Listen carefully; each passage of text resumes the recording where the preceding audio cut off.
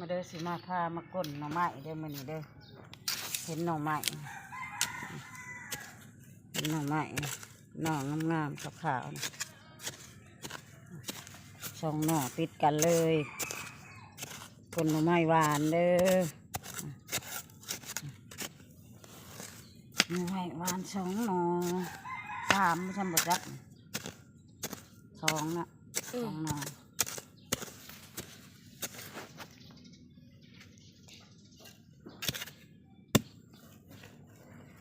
เสียมกระบอกขับหน่อขาว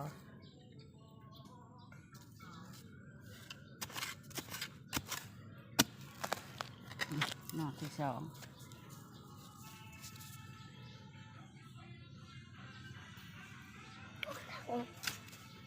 ขาวก้นเอาไปต้มกิน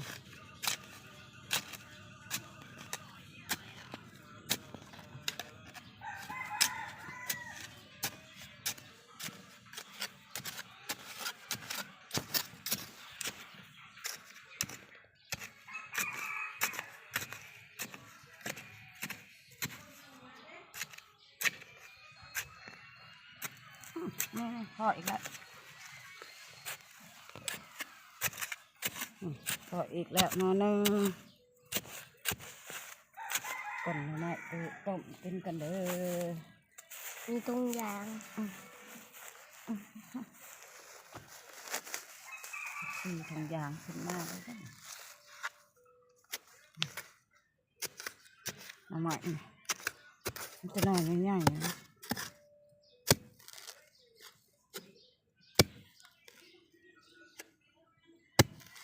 เสียมกับเขาอ้าวแล้วแต่ยอดพี่น้องแต่ยอดเสียดายจัง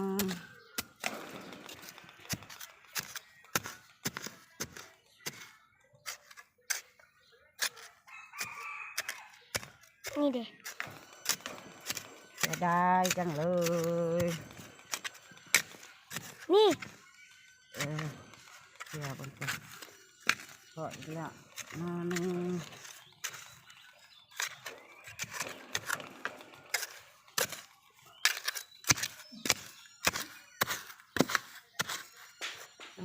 เอาอีกหน่อยนึงพออีกแล้วหน่อยนึงโอ้ยเนี่ย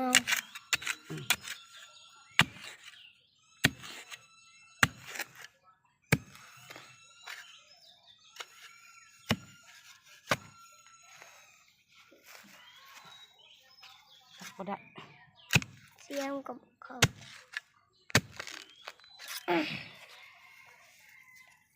ต้องมาสับทั้งนี้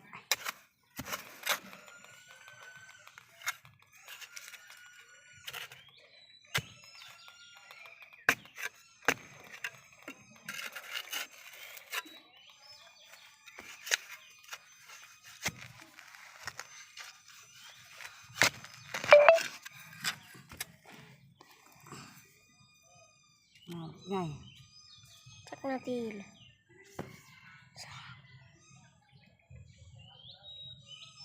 นอนใหญ่จังเลยนะใช่ใหม่นะครับกำลังออกกันมาทั้งที่แล้วนะมึงซูมเข่าบ่ฮะมาทั้งที่มาบนทั้งที่เห็นดอกเด็กมาหน่อยป่ามันเกิดสักหน่อยนี่มาทั้งที่แล้วนะนี่มานี่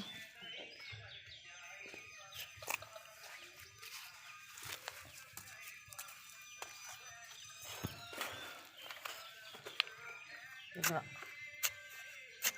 เห็น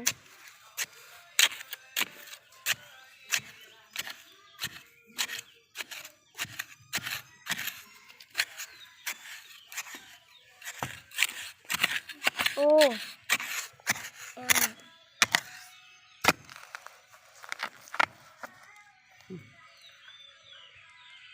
นอนยาวๆใหญ่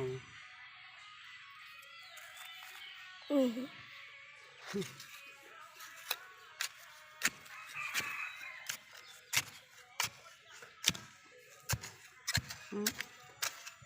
ถอยแล้วแบบ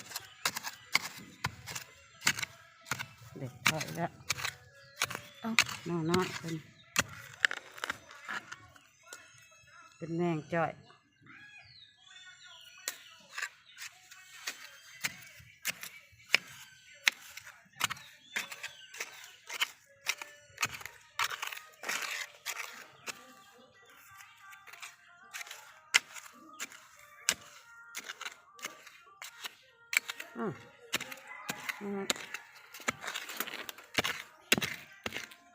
เห็นบ่ครับ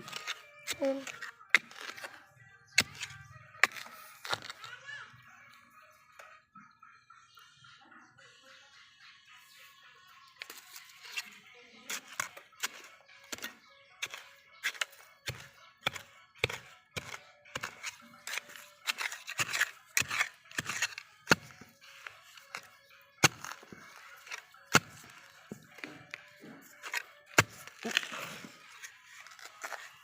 อืม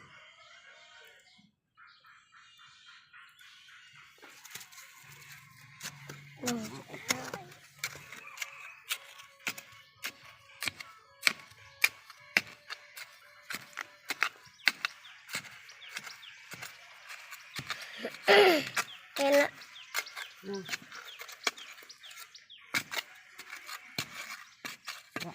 ทอ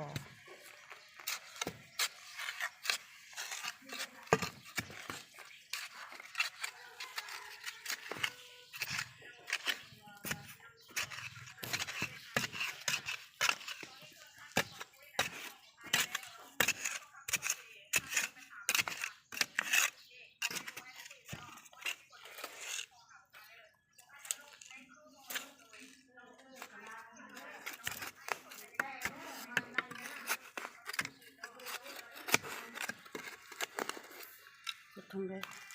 ต้องคุดต้อง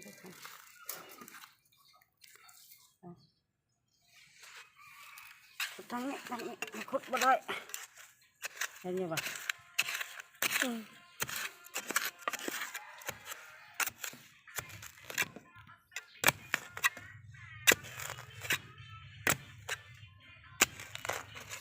โอ้ยพี่น้องเอ้ยน้ำไม้ตรงใหญ่มันเห็ดมัน